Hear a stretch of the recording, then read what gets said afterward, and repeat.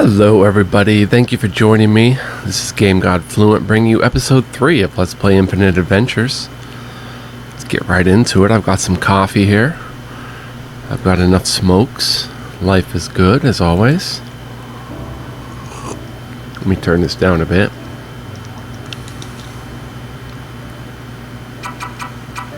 Go ahead and load our game. In episode 2, we made a party at the Adventurers Guild. And let's see. We've talked, we've looked at the adventurers. We have our party made, so we're ready to go. We can upgrade, but we don't really have any tokens to upgrade anybody. We can retire, which could give us tokens, I believe. We could delete, and we'll leave. We've already talked to the lady. Let's leave. Infirmary. Let's talk to Dr. Ahmed. The body, mind, and soul must be maintained if you are to succeed in your quest. This facility will help you rest and recover. Okay. So we can cure our ailments here at the infirmary. Go to the library. We can enchant, use a portal, research. We have no tomes to turn in, but let's talk. I've spent years exploring the labyrinth. As the guild dungeon master, I will help you unravel its mysteries. So I guess we bring... There are many magical tomes within the infinite labyrinth. Bring them to me, and I will research the tomes to uncover their secrets. That is super cool, and I can't wait to do that. Let's check the training hall. Learn Kessons. Sir Dakare can help you learn new Kessons. New Kessons will unlock for sale after the start of the first few chapters. The original summon that you know is based on the answers you gave to the Astral Maiden in the new game sequence. Later on in the game, you can learn a more advanced summon associated with the anima that you selected. Note, there are other ways to learn Kessons as you explore the labyrinth. So, for money, we can learn Blitz. Players charge forward with their melee weapons and damage all enemies. Barrage, players fire a volley of ranged attacks at all enemies, and change ranks, back row moves forward while front row fades back and ranged attacks. But we don't have the money for that. There's exploration skills. Wow. Search, used to discover glyph walls that can be passed through or used as shortcuts. Decipher, activates ancient devices that can heal your party. Unlock, used to unlock some doors within the labyrinth. Mine, effectiveness when using mining points. High levels yield better materials. Hunt, effectiveness when using hunting points. High levels yield better materials. And gather, effectiveness when using gathering points. High levels yield better materials. Note, some players can temporarily boost an exploration skill. So of course it takes money to unlock these exploration skills. We can reset our skill points and we can talk. As battle master of this guild, it is my job to make sure you are prepared to face the evils that dwell in the labyrinth. Okay. And we can leave here and enter the town of Giamata. But first, before we explore the town anymore, I want to go ahead and do our skills. So we can see Lady Lorelia Goldwell has an ancient greatsword on the bottom right. Offhand is the soul of Argus. Let's go ahead and unequip that and then look at it. If it's true that our soul gems retain our last moments, let they who come after know I was afraid at the end of it all. Last words of Argus Tamir. So damage and damage scaling, I don't understand these numbers. A melee, no, not melee attack. Maybe it is melee attack. 10 accuracy, 2% block. Okay, I'm starting to understand it. 2% block, 10 accuracy, and 8 melee for this item. Damage scaling, I don't understand what that means, but okay. She's also got a scale helm and scale armor. Let's check out the skill tree. She is a Stormseeker. She's got Ancestral Mastery, Astral Attunement, and Hero's Will. So let's go through, we're going to go through all the classes and their skills here. This is a passive, increases damage of Ancestral Greatsword attacks. Ancestral Greatswords are passed down from one Stormseeker to another, plus 5% physical damage dealt.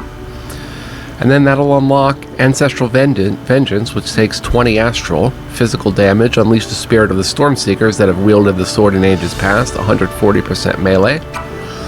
Two-hand mastery, increase physical damage when in two-hand. Two-handed fighting allows the weapon wielder to put more force behind each blow, plus 5% physical damage dealt. And Mage Killer, Astral 30, physical damage plus Curse of Silence. Swallows the voice of the enemy with the soul gem as the sword strikes. Not only is it 150% melee, but they can't cast spells at a 60% rate that'll land, and the success rate is 3 turns. So let me also take my time to drink my coffee and smoke my cigarette here. Ancestral Recall takes 40 astral. Magical damage plus random curse. The ancestors that have wielded the sword unleash their fury onto the enemies. 100% magic power, 80% chance to inflict a random curse for 3 turns. Parry, 3% chance, gambit trigger targeted by a melee attack. The use of a melee weapon to deflect attacks is a fundamental fighting skill. Riposte, 18% gambit trigger, evade, parry, or block a melee attack. The riposte is a deadly technique that many warriors master. Counterattack the enemy with double critical rate. Very cool. Soul Burn takes 40 astral, magical damage plus Curse of Fear. Project doubt and insecurity into a soul that makes them question their mortality. 160% magic power, 75% to land minus 25% damage dealt, and it'll last for 3 turns. Stormseeker, Astral 150. Physical damage. Astral storms can be controlled and projected into other realities. Sir Argus Silvar. 115% plus 5 times the number of skill known percentage melee attack. So if you have 3 skills learned, that's plus 115% plus another 5 times 3, so 15% melee attack. Getting pretty strong there. Astral Attunement.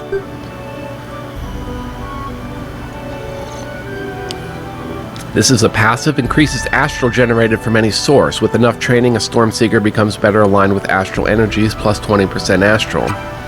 Force Heal.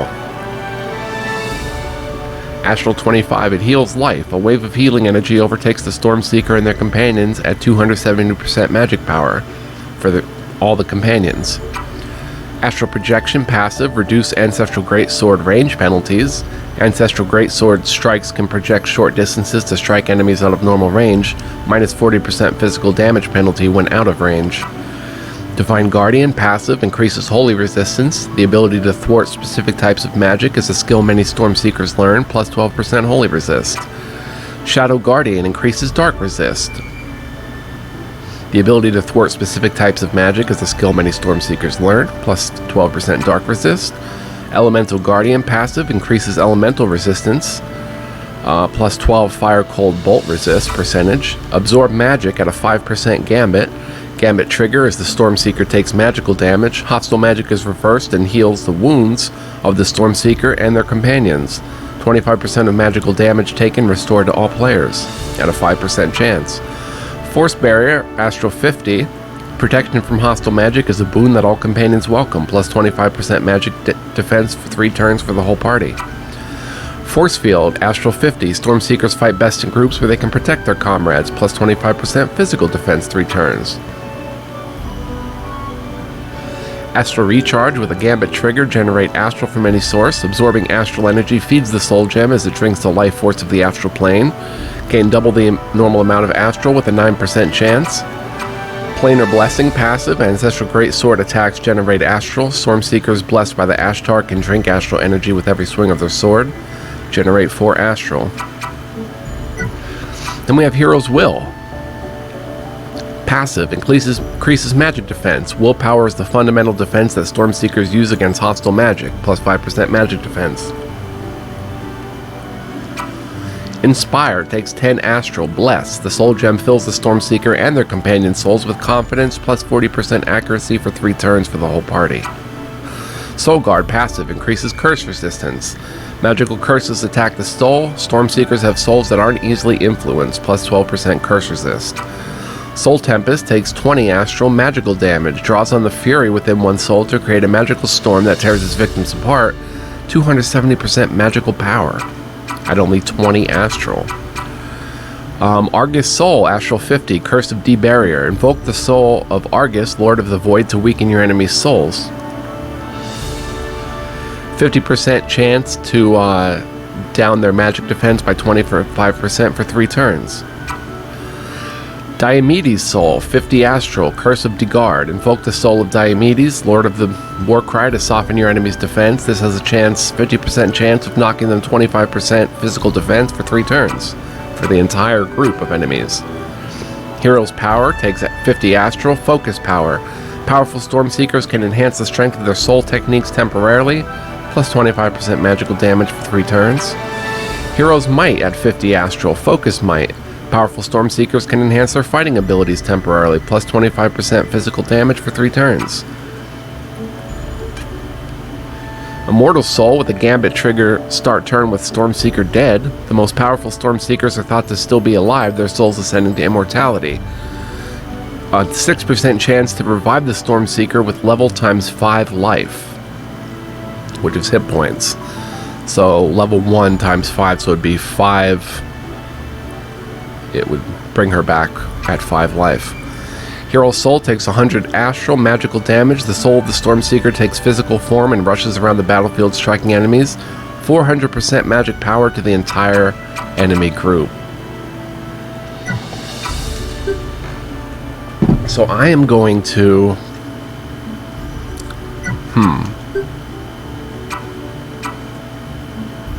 I have 4 points. I want to get to Mage Killer. Cannot be learned. So let's go ahead and save first before I do any of this. As episode 3. Okay. Where was I? I was in P. Party menu. Okay, so we have physical, astral, and magical.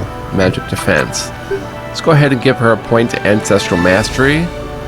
Gives her 0.5% or 5% physical damage dealt.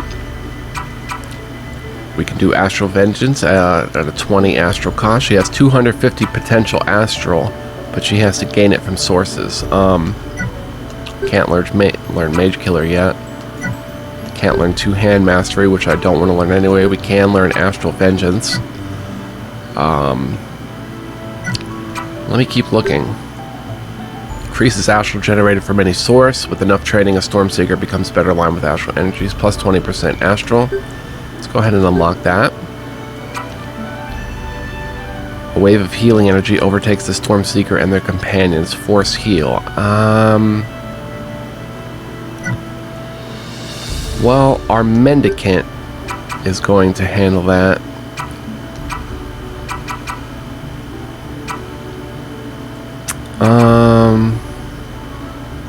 Let's see what else we can do.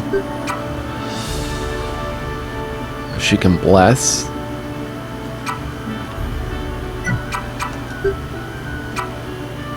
Let's go ahead and give her Ancestral Vengeance, which takes 20 astral. Unleash the spirit of the Stormseekers that have wielded the sword in ages past. 140% magic attack. Can't learn this yet, and I don't understand why. I guess I'd have to unlock Two-Hand Mastery, but I don't want her using Two-Hand skill, but I'd have to invest in it anyway, I believe, to get down to Mage Killer. Or maybe I could invest further in Ancestral Mastery. And let's get 5% magic defense. That looks good for her, so she's good.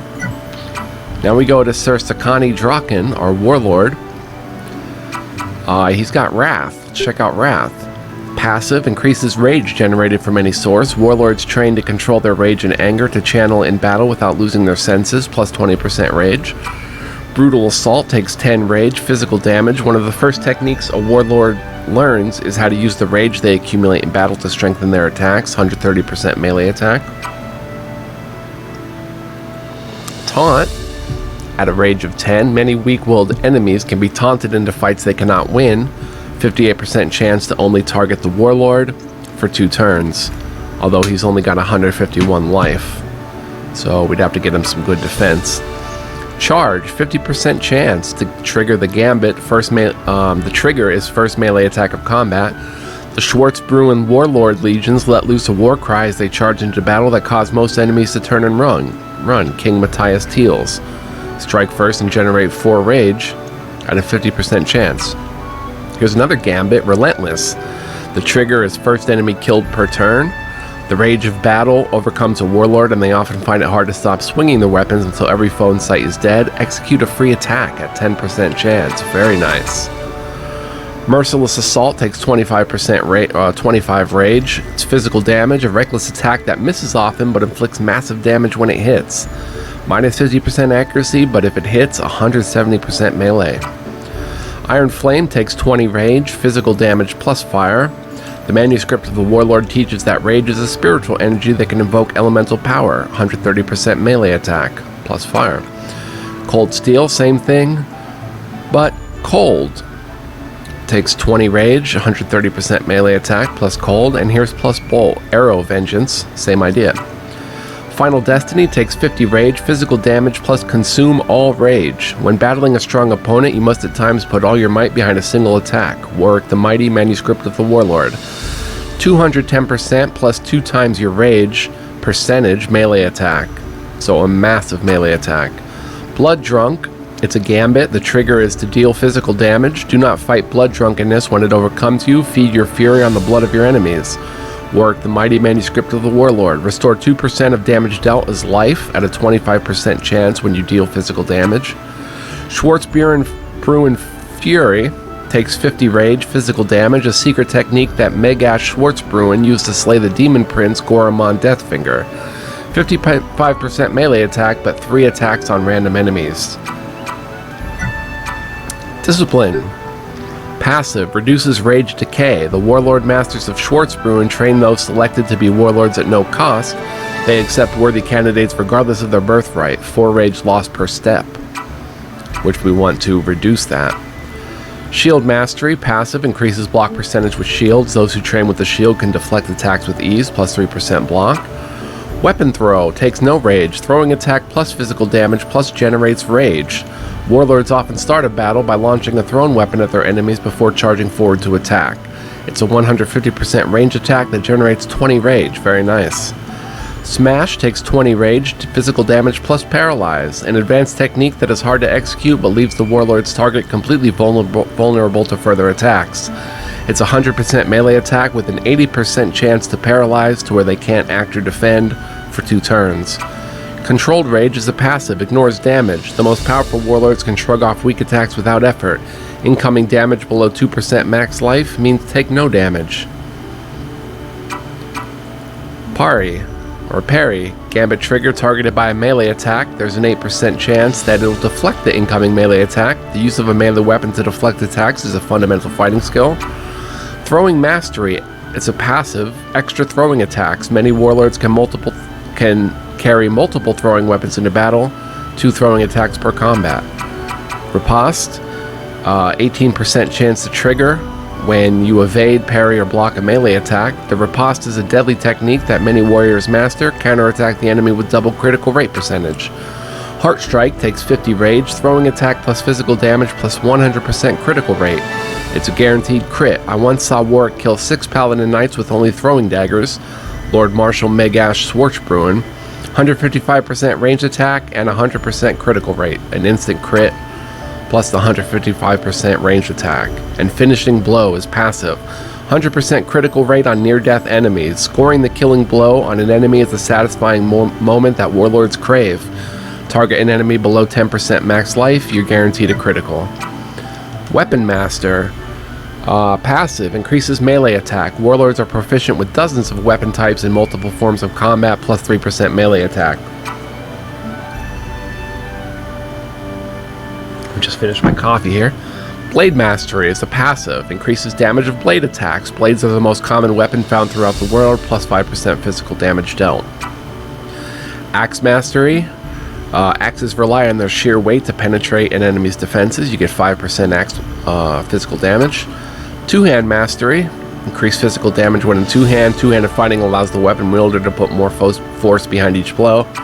And then dual wield passive, holding a weapon in each hand makes the weapon wielder twice as deadly, adds dual wield to known styles, works with melee weapons. Overpower passive, increase critical power percent when in two-hand. Warlords that master the two-handed style have been known to cleave a man in half with a single swing, plus 15% critical power. Sunder passive, penetrate physical defense with axes. Warlords who master the axe can cleave through most armor, plus 7% penetrate physical defense. Keen Blades passive, reduce physical damage penalty for dual wield with blades. Fighting with multiple weapons is popular among warlords that favor offense over defense, plus 5% physical damage. And Bow Mastery passive, increase damage of bow attacks. The bow is an ancient weapon that is effective at long-range combat, plus 10% physical damage dealt with the bow. Eagle Eye passive, increases critical rate percentage with bows. The Eagle Eye technique teaches an archer to never aim and rely on instinct, plus 2% critical rate. And Ambidexterity is a passive, reduce physical damage penalty for dual wield. Fighting with an offhand weapon can feel unnatural if you're not ambidextrous, plus 25% physical damage. So this is an awesome, I mean, they're all awesome. Let's see, what do we want? Let's go with Weapon Master. Let's increase his melee attack, 3%. Oh, can he? No, he can't go to Bowmaster yet. He's got 2 more points. I guess I'll put a point into Blade Mastery, plus 5% physical damage dealt. And Axe Mastery. I do want him to use an axe. Reduces Rage Decay.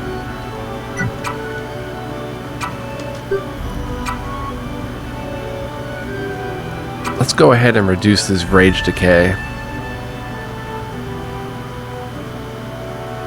Discipline. Give him some discipline. Alright, he's ready to go.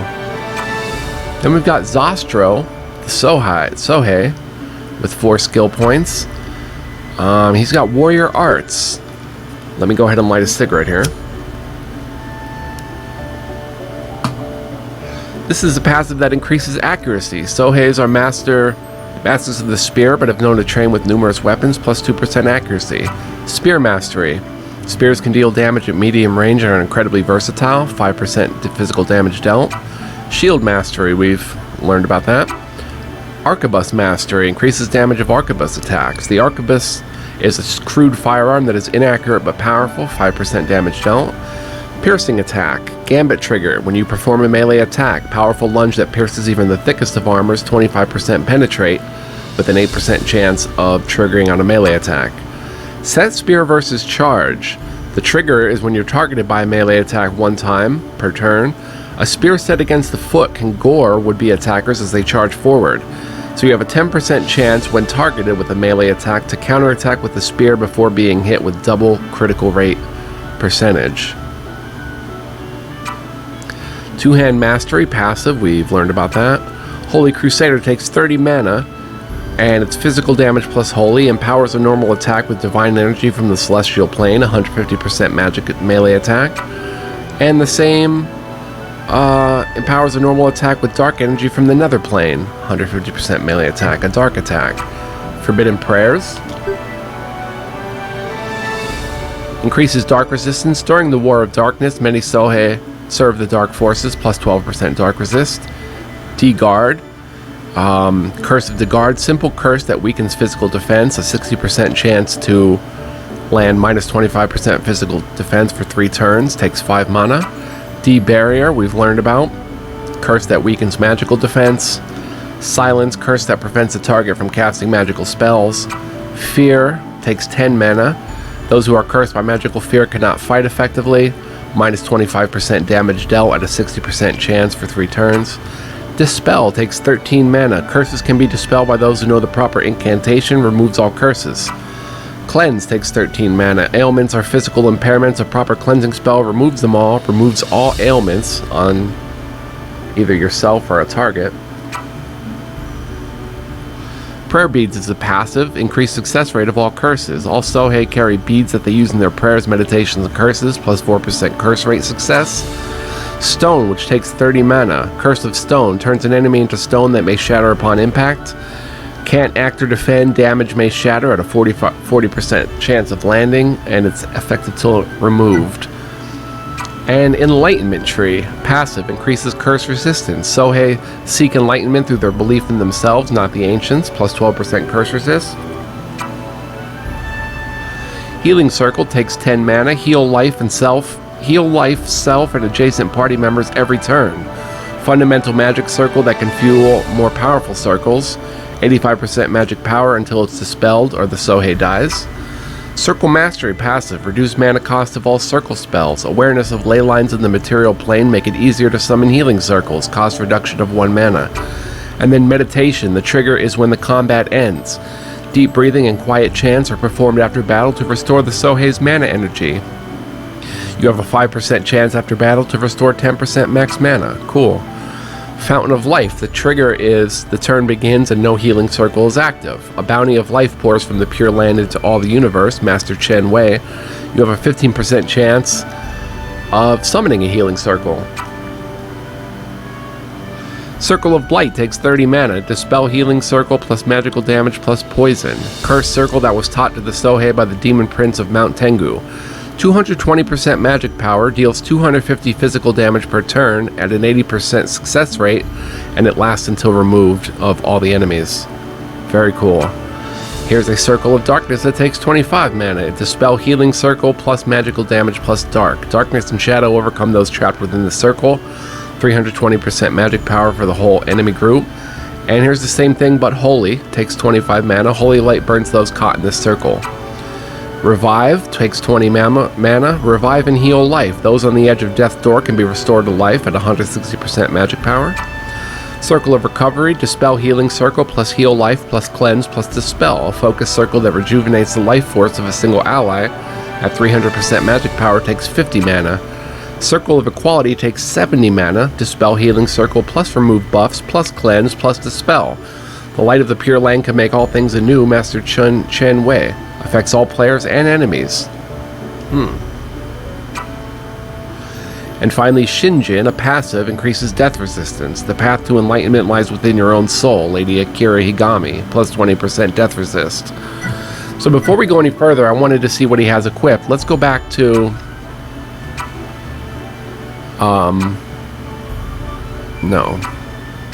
the Warlord, Sir Sakani. He's got a hand axe and a buckler, a hemp bow, a scale helm, and a scale armor. I do kind of want to give him two-hand. Let's have him use two-hand. So the buckler is not really necessary. You can keep it equipped, but you can just change the style that he uses. So the Sohei has a short spear and a buckler, scale helm, scale armor. Now let's divvy up the skill tree. We've got the warrior arts.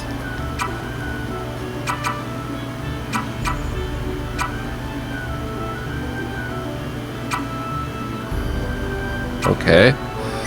We've got forbidden prayers, curses, and cleanses. And we have enlightenment to make healing circles and different circles. But he's only got 17 mana. But let's go into enlightenment. Let's give him curse resist. And let's have him have the ability to lay down a healing circle and adjacent party members. So we've got to place him in the middle of the formation. Forbidden prayers. That's kind of a mage sort of thing. Let's go with the warrior arts. Let's get 2% accuracy and spear mastery. Oh, the requirements are not met. Got to put another point into warrior arts. Okay, so he is ready to go. Oh, what did the second level of warrior arts do? Plus 4% accuracy. Okay. Next level would be put plus 6%. We've got Arturius, who is me, and we already did his. Then we've got Sister Tilly and Associate Melanza Amaterasu. But before I forget, let's go back. Let's change the formation. Change positions of Zastro, Lorelia, Sakani, Arturius, Tilly, Malanza. There we go. So Zastro's in the middle. Let's continue for Sister Tilly. She's got a quarterstaff, a cloth hood, and a cloth tunic. She's in the two-hand style for 10% more damage, but she's not going to deal a whole lot of damage. She has 5 skill points, and she's a Mendicant. And her first skill tree is Healing Arts, which is a passive. Increases magic power of all heal spells. Mendicants are healers first and foremost and devote their life to its study, plus 5% magic power. Then we've got a basic heal for 5 mana, Heal Life. Basic healing spell that heals minor trauma, 130% magic power. It can affect single person, multiple people, or the entire party. Cleanse, 13 mana. Ailments or physical impairments. Okay, remove all ailments, we know that. Triage Medicine, 50% gambit, and the trigger is the combat ends. Wounds are easier to treat if you tend to them immediately after they're sustained. So you have a 50% chance after combat to restore 3% max life to the whole party. Trained Surgeon, the trigger is combat ends and an ally has an ailment. Secular Medicine and Surgery is an important skill set for Mendicants to learn. You have a 15% chance to remove all ailments from a random ally. Revive for 20 mana. Those on the edge of death's door can be restored to life, 160% magic power. Major Heal for 15 mana. Heal Life, powerful healing wave that removes major trauma, 215% magic power for the 3 different targets. Greater Heal for 40 mana, the ultimate healing spell that can repair broken bones and regrow organs. Interesting. Greater Revive, 120 mana. Revive and heal all life. Life and death are one journey connected by a door. Wound Ping, treatise on life and death. And Cleanse for 90 mana, more powerful version of the Cleanse spell that can target all allies and remove all ailments. Guardian Arts, passive, increases magic defense. Defensive warding reduces the impact of harmful magic, plus 12% magic defense. Guard for 5 mana, simple support spell that reduces physical damage taken, plus 25% physical defense for 4 turns on a target or on a row. I think that means. Barrier, plus 25% magic defense for 4 turns. Takes 5 mana. Bless, which we've seen, plus 40% accuracy for 4 turns. Unseen Divination guides any attacks made to their target. Ways of War, passive, increases damage of staff and wand attacks. Do not neglect the Ways of War. The pathway to peace often goes through danger. Wound Ping, treatise on life and death, plus 5% physical damage dealt. Staff Mastery, reduce staff range penalties. Those who master the staff can strike enemies from a safe distance, minus 40% physical damage penalty when out of range. Preventative Medicine, passive, increases ailment resistance. Personal health and wellness boosts the body's natural immune system, plus 12% ailment resist. Death Ward takes 50 mana, powerful ward that prevents the soul from leaving the body upon death. Fatal damage reduces player to 1 life, and that'll last for 3 turns. You have that ward up. Counterspell, Gambit trigger, an enemy casts a spell. Skilled spellcasters can thwart harmful spells in the ethereal plane before they take form. You have a 2% chance to prevent a spell from being cast. Interesting. Bell of Peace. A Gambit trigger is cast a healing or revival spell in combat. All Mendicants carry an enchanted Bell of Peace that they use to invoke many of their spells. You have a 50% chance upon doing that to restore 3 mana. Blind takes 10 mana. Curse of Blindness. Blindness is a cruel curse that makes fighting difficult. Minus 40% accuracy, 50% chance to land for 3 turns on a target or a row. Sleep takes 15 mana. Mendicants that are pacifists rely on this curse to thwart danger. They can't act or defend, and damage awakens them. 40% chance to land for 3 turns on a person or a row. Dispel removes all curses. Greater Dispel, 100 mana, more powerful version of the Dispel spell that can target all allies, remove all curses. Prayer of Solitude, the trigger is the turn begins and an ally has a curse. The treatise on life and death contains many prayers and meditations that all Mendicants know. You have an 8% chance to remove all curses from a random ally. Exorcism takes 15 mana, magical damage plus holy. Divine energy from the celestial plane sears the flesh and incinerates demons. 160% magic power, and you can target pretty much every enemy you want. Luminous Glory for 30 mana, magical damage plus holy. Beside the Divine One sit the Seraphim angels that praise his glory. Archbishop Eustace Teals, 215% magic power against any enemy. Divine Intervention. The Gambit triggers turn begins and an ally is dead. Healing is a gift from the Divine that anyone can have if they know the right way to ask. Wound Ping, treatise on life and death. You have an 8% chance upon an ally being dead to revive a random ally and heal life 150%. Well, 150% magic power. Alright, so we are going to get her the basics of the healing arts. Heal. Cleanse removes ailments. Can't learn Major Heal. Can we learn Cleanse? No. Guardian Arts.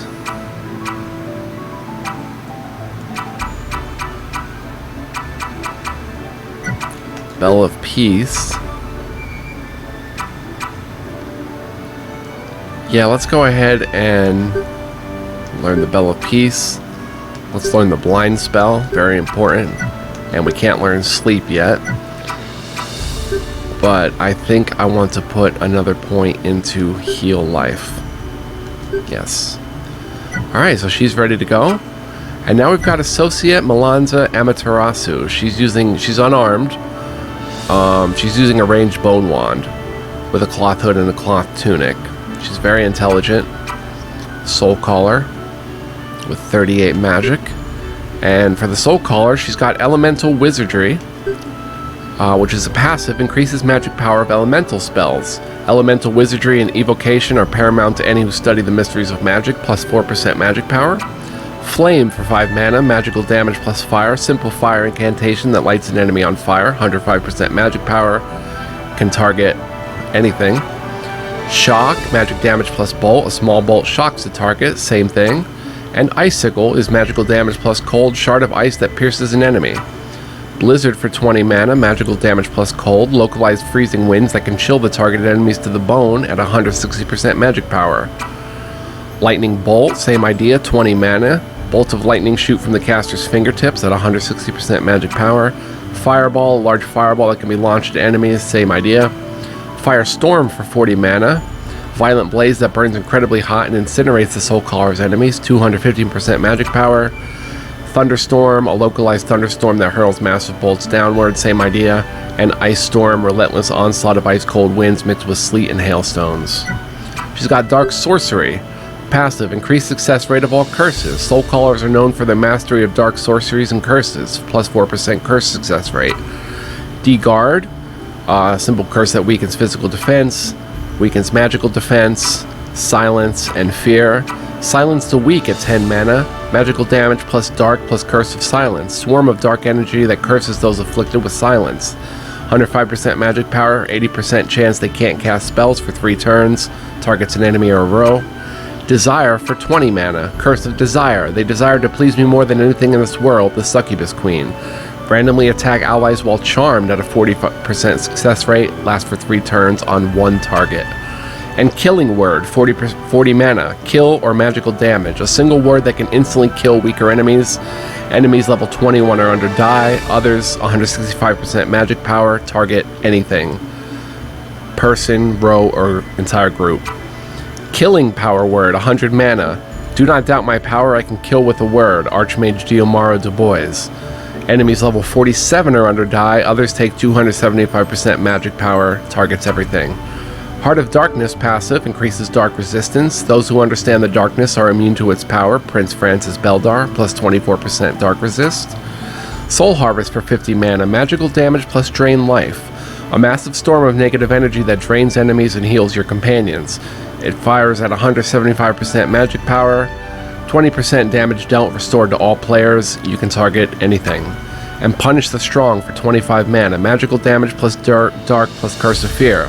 Dark bolts from the nether plane that pierce the body and curse the soul, 160% magic power, 80% success rate to land, minus 25% damage dealt for 3 turns. Arcane Studies, passive, increases magic power. Soul Callers are well versed in the basic fundamentals of arcane wizardry, plus 3% magic power. Wand Lore, passive, increases damage of wand attacks. Wands are used to launch magical projectiles and enhance magic, plus 5% physical damage dealt. Counterspell. We learned about that. An enemy casts a spell, there's a 2% chance to stop it. And Body to Mind is a passive. Basic wand or staff attacks restore mana. Soul Callers can regenerate their mana by feeding on the life force of other creatures. 2% physical damage dealt is restored as mana. Very cool. So I'm going to go into plus 4% magic power, elemental wizardry, flame. Can I get shock too? I can. Can I get icicle? Can I get fireball? No. And this would take me to 8% magic power. Let's also get shock. Fire and shock. So she is good to go. Alright, so we've done our whole party. Let's go ahead and save. We've looked at the entire party menu for episode 3. Let's see. Now we've got the other areas of Giamata to explore. So let's go to the Red Horse Inn. We can rest here. Stay for a night is 12 gold. We can talk. All adventurers who have the coin are welcome within these walls. Yet be mindful of your actions. The Divine One favors the faithful. Cool. Let's leave. We don't have to rest. Furbog's Armory. Interesting. Business is booming since the Infinite Labyrinth was discovered. Trust me when I say that place is cursed.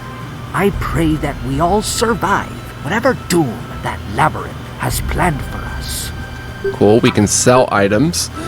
Help materials and unlocking items. Selling materials to Furbog can unlock new items for him to sell.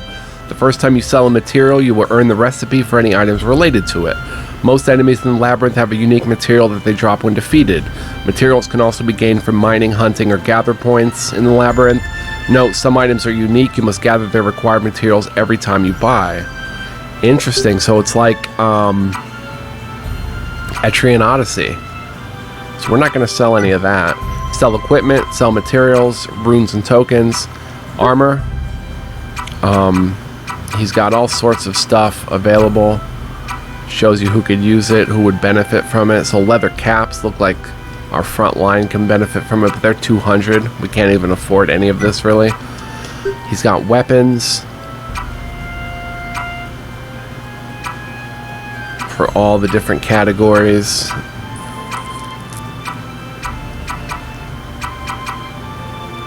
Very cool. And he's got sundries, salves, and virgin's crystals. Creates a portal that returns the party to town. And a salve that heals about 150 life for a single party member is 100 din. We have 5 of them. So that should be enough to get through. Let's go to House of the Mother. Here we can do remove curses, we can resurrect, and we can talk. The Mother is the ancient of life. All are welcome under her roof. For a small fee, I can bestow her blessings upon you. So we know what to do there. Let's go to Deep Root Tavern. There's a quest board here. Let's talk first. People from all over post quests on the board. If you're looking for adventure, then it's a great place to start. Very cool. Let's check out the quest board. A Gesture of Affection, AV. Available. Description. Pock, the owner of Deep Root Tavern, has asked you to share a note with Lady Mei Fang. The reward is 100 denarii. Let's go ahead and take that. Adventures of all sorts hang out there, so you can learn a good bit if you rub the right elbows there. Or eavesdrop. Their ale tastes like wolf puke, though. Oh, don't tell the owner May I said that.